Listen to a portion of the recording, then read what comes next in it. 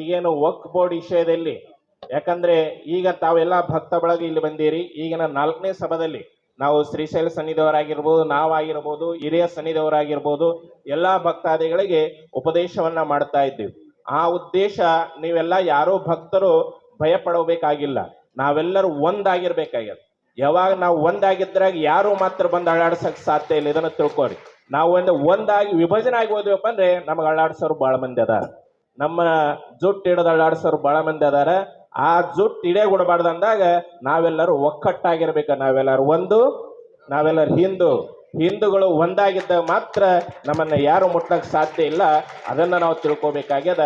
ಯಾವ ವಕ್ಫ್ ಬೋರ್ಡ್ಗೆ ಯಾವ ಬ್ರಿಟಿಷ್ ಸರ್ಕಾರದಲ್ಲಿ ಅದಕ್ಕೆ ಆ ಸಮಯದಲ್ಲಿ ಅದು ಹುಟ್ಟಾಕಿದ್ದಾರೆ, ಅದನ್ನ ನಾವೇನು ತೆಗೆದಾಕ್ರಿ ಅಂತ ಇಲ್ಲ.